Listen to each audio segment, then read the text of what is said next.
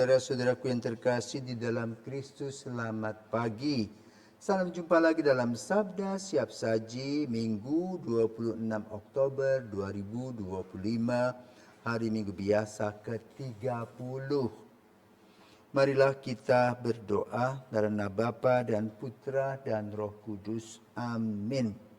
Bapa penuh kasih, kami mengucap syukur kepadamu untuk minggu hari ini yang ke-30, di mana kami Kau arahkan untuk menjadi umat-Mu yang setia mengikuti alur dan juga diuraikan dan diungkapkan di dalam kehidupan kami.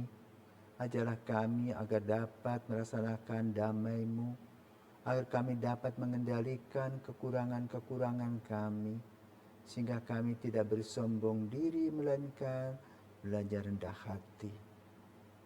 Sehingga dengan kerendahan hati kami boleh mengikuti teladan orang-orang kudus, khususnya Bunda Maria, dan juga secara lebih khusus lagi mengikuti Kristus yang adalah jalan, kebenaran, dan hidup.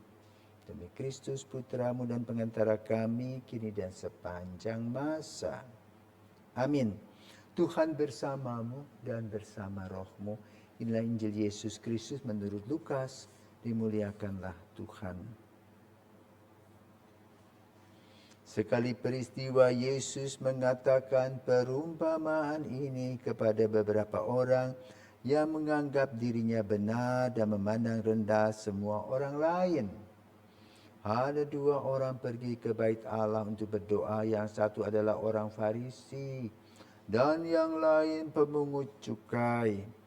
Orang Farisi itu berdiri dan berdoa dalam hatinya begini: Ya Allah, aku mengucapkan syukur kepadamu karena aku tidak sama seperti semua orang lain.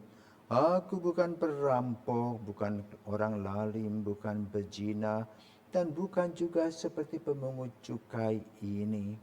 Aku berpuasa 2 kali seminggu.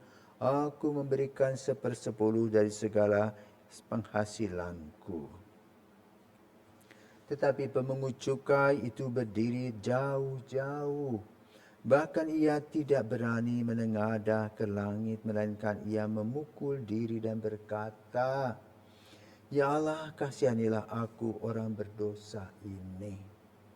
Aku berkata kepadamu, orang ini pulang ke rumahnya sebagai orang yang dibenarkan Allah, sedang orang lain itu tidak. Sebab barang siapa merendahkan diri akan ditinggikan. Demikianlah sabda Tuhan, terpujilah Kristus. Bapak Ibu, saudara-saudaraku yang terkasih di dalam Kristus. Kadang-kadang kita mendengar orang mengatakan, ngapain kamu mengaku dosa sama orang berdosa?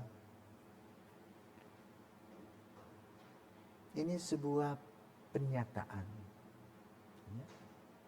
yang menganggap bahwa kita bisa langsung kepada Tuhan. Betul, tidak salah. Tetapi perlu diperhatikan bahwa sakramen tobat adalah sakramen kerahiman, di mana kita mengungkapkan diri sebagai seorang pendosa dengan segala kerendahan hati, diampuni oleh Tuhan dan mendapatkan hidup yang baru. Kiranya saudaraku terkasih, salah satu dasar dari kehadiran sakramen tobat di dalam kehidupan menggereja Katolik antara lain apa yang disampaikan oleh Yesus pada hari ini. Di satu sisi, Yesus ingin mengungkapkan kadang-kadang ada kesombongan rohani dari orang-orang yang merasa dipilih dan terpilih oleh Allah. Dan digambarkan dalam Injil pada hari ini orang-orang Farisi yang petantang-petenteng, bergaya, ya. Doa-doanya ingin dilihat orang dan membuat perhitungan-perhitungan dengan segala sesuatu, dengan segala orang dan juga dengan Tuhan. Seolah-olah Tuhan itu bisa diperintah oleh dirinya sendiri. Inilah kesombongan rohani yang ingin dihilangkan oleh Yesus.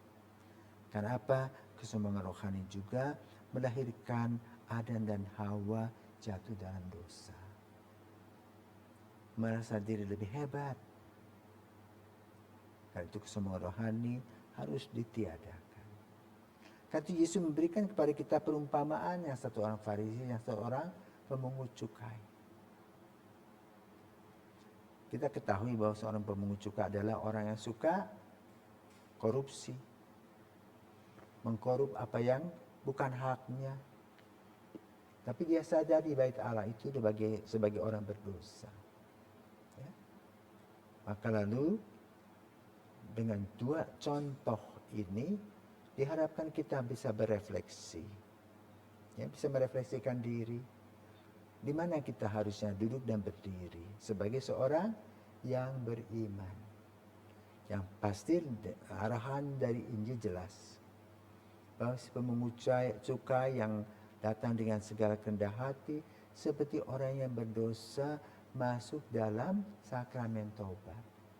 Kayak itu dalam arahan Paus Fransiskus almarhum ketika membuka tahun jubileum 2025 dengan tema harapan yang tidak mengecewakan. Maka lalu orang bisa pergi kemana saja yang disebutkan pintu-pintu suci di berbagai keuskupan, di mana saja bisa dengan segala kerendahan hati. Sebelumnya adalah mengikuti sakramen taubat, kemudian masuk dan mengucap syukur dalam Ekaristi. Karena itu dalam pengajaran Gereja Katolik bagi kita semua, sakramen taubat itu adalah sakramen kemaharahiman Tuhan. Kita lakukan di bawah sakramen Ekaristi. Karena itu sebelum kita menerima Ekaristi pun juga kita harus hidup baik. Dan kalau kita merasa hidup kita kurang baik, maka kita harus mengaku dosa dulu, baru kemudian kita menerima tubuh Kristus. Inilah arahan dari gereja. Arahan dari Yesus dengan contoh satu orang Farisi yang sombong rohani. Walaupun mungkin secara jasmani dia kaya, tidak usah mencuri, tapi bisa membohongi umat kan dengan perpuluhannya. Dan orang si pemungut cukai yang pekerjaannya ya mengutil, mengambil hak orang lain. Tapi dia sadar bahwa perbuatan itu tidak baik dan bertobat. Nah, pertobatan ini yang penting dalam kehidupan kita sehari-hari. Mari saudaraku terkasih, kita melaksanakan pertobatan agar kita menjadi orang-orang yang setia dan orang-orang yang berbahagia di dalam Tuhan. Selamat pagi, Tuhan memberkati.